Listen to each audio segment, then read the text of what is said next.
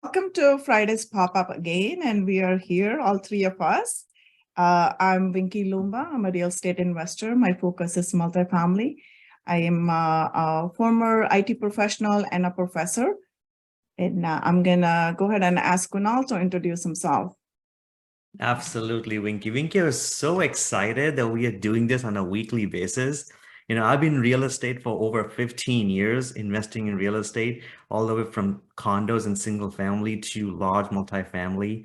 And I'm a syndicator and an operator, buying buildings, pooling capital, giving cash out, cash flows to investors in emerging markets. But I'm excited we are doing this because in the last 15 years, I personally have made a lot of mistakes. And I'm sure you did too, and Matt too, by now getting together. And this casual chit chat session has now become the Friday pop-up session to share our lessons with the people. So thank you. And I'm excited for today. Great, welcome. Matt, would you like to introduce yourself? Yes, I'm Matt with Hanson Holdings, and I'm a retired executive and been investing in multifamily heavily for the last 6 years, but been investing in real estate for 30 years. My specialty is helping old guys like me that have tons of money sitting in their 401k or IRA, get it out of that. You can transfer it over to a self-directed IRA and invest in real estate and other things, and also do a fair amount of venture capital investing. We're here to help educate our potential investors. Great, that's awesome. So let's talk about how to max. Let's talk about today, how your past performance is not an indication to your future potential. I think that'll be a great topic for us to talk about that, how a lot of times people just look at it, how you perform in the past, and then on your track record, they decide, I wanted to invest with you, or I wanted to invest in this deal with you, or I don't want it to do that. So how important is that? Matt, you want to go first? Okay. Well, this is point counterpoint. I can't get that right. I think it is quite important. And I think we talked a little bit in advance that sometimes it is, sometimes it is. I really look for somebody that's got a strong track record, because I know that Wall Street says past performance is not an indicator of future success. But typically in something like this, where you require some speciality, some expertise, that over the years, somebody that gains that expertise and have seen cycles of things that have gone through, economic cycles and things like that, I'd rather invest with somebody that's seen a lot of those things versus somebody that's brand new out of the gate, has never seen that. Now, you need to give those people an opportunity, but those people should be leveraging somebody else's expertise. They should have a mentor or a business partner that has seen the cycles, that really knows what's going on. So I'm kind of in the mixed thing. You want to give people an opportunity, and you can't always guarantee it, but I do kind of like to see somebody with a strong track record before I invest passively with someone. That's my thoughts. I like it, actually. So Kunal, what is your thought on that? Similar, but not exact to what Matt said. I do agree, success breeds success. If somebody has had a track record, the chances of them performing well is pretty high, because my fair assumption will be the ethics are there, morals are there, commitment is there, hard work is there, and above all, learning from your past errors is there. Right? So as you build this platform, you just compound on that growth, learning from the past, building that track record over a long period of time. It's critical. Now, on the other end of the spectrum, Matt said, well, what if somebody's brand new? Well, look at their performance in their parallel life, their past life, how they have done what they have done. And that's a direct indicator of their character, of their abilities, capabilities, potential. That'll be my take. I think that's really good. Both of you, I agree with you 100%. Actually, as a matter of fact, I did comment on some post somewhere today. I think our failures gives us the perspective to do things differently in a newer way. So failures are very important in everybody's life. We shouldn't stall, or we shouldn't stop right there if something failed for us. It's a learning lesson, actually. It's a learning curve. You need to figure out what went wrong and how you can correct it. The more failures you have, the more successful you will be, in my perspective. because you have made the mistakes, you have learned from it. Unless, you just like don't want it to learn and keep on doing the same thing, expecting different results, which is not going to happen. And the other thing is you're talking about the newcomers, if somebody newly joining the real estate investment space, yes, definitely they wanted to do the due diligence. They wanted to look at the track record. And also the other indicator is, who they're going to partner with. Because, like I say, like energy attracts like energy, right? So you're going to be attracted towards a team who's strong, who has a strong ethics, strong values, if you have those in you.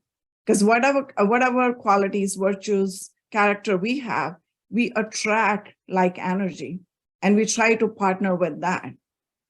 What do you think about that? Do you agree with me, or I would like to hear your viewpoint?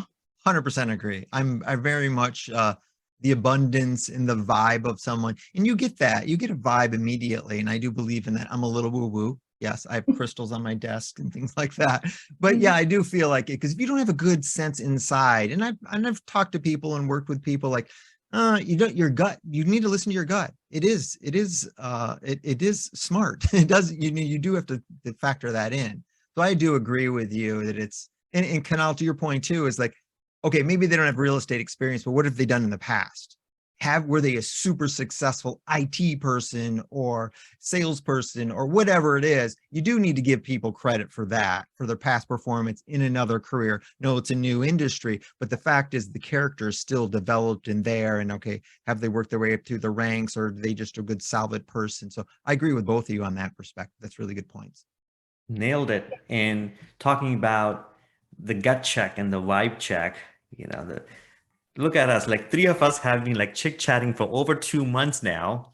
I look forward to our Friday chat sessions. And this is because we pass each other's gut check. Yes. We pass each other's mindset, alignment. We pass each other's investing criteria as well.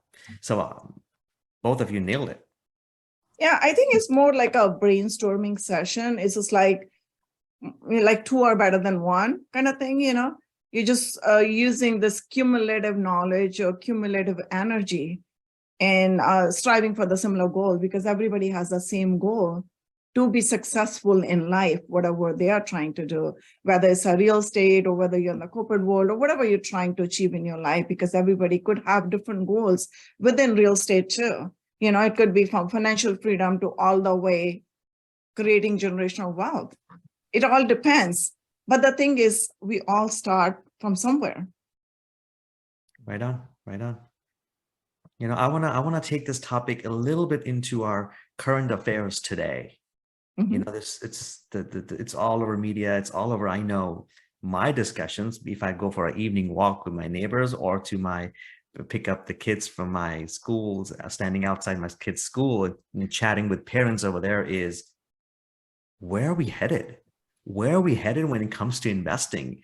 It's a pretty broad topic, but what I want to hear both of you's opinions in general.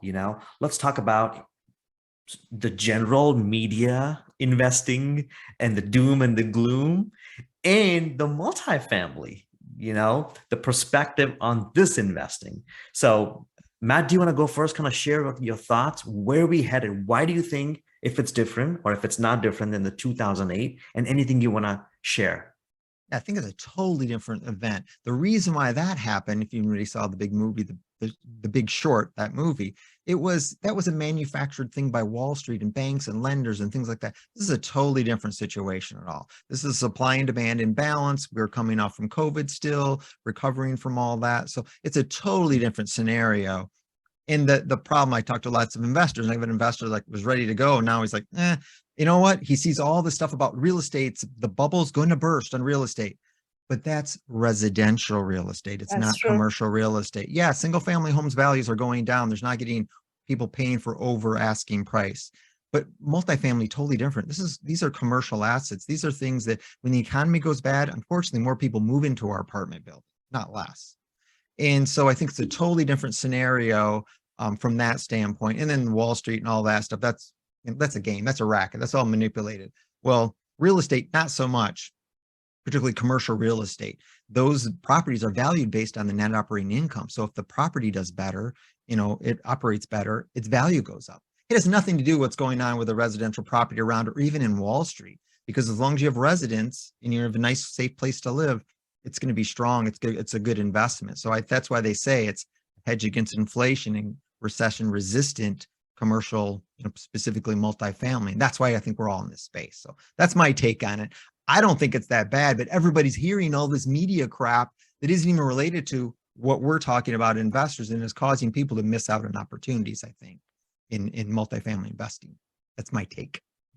Yeah, I agree on that 100%, because multifamily, like we see all the time, is kind of recession resistant, because people always need place to stay. So if the single family homes are hitting hard, people are going to be getting out on them, and that still they need a place to stay. So what comes next? Multifamily. But if you look at the whole economy, let's break it down into just like economics 101, right? It's just like basically your demand and supply. So we are short on supply because there were multiple factors like COVID hit badly, and then we were like in a very, very bad situation for last 2-3 years, right? So the supply has gone down, supply chain was really bad shape, the demand has gone up, and all the jobs been out there more, population growth is there. So that caused inflation now.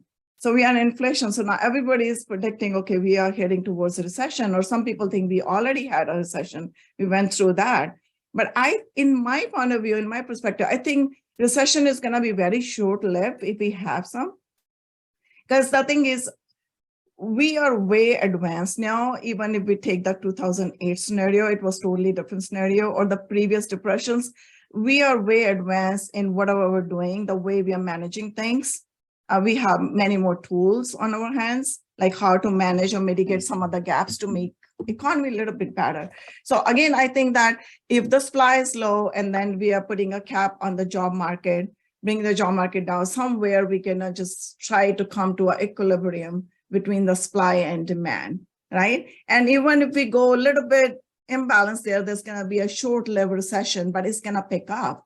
But there is going to be a huge effect on the multifamily, because the multifamily is, you can say, resistance proof, because people need place to live regardless of whatever is happening in the economy. So if you're downsizing yourself, where would you go? You'll go to apartment from the single family home. So I still think that multifamily will still survive, and still it's a time to invest now, because I heard this quote multiple times, and I think I quoted to Warren Buffett. He says, when people are fearful, that's the right time to be greedy. So maybe it's time to greedy at this time and look for the good investments. But that does not mean to go ahead and put your money anywhere. It's just like, do your due diligence, try to understand, educate yourself on the process. And then most of the hesitation is because of the knowledge gap.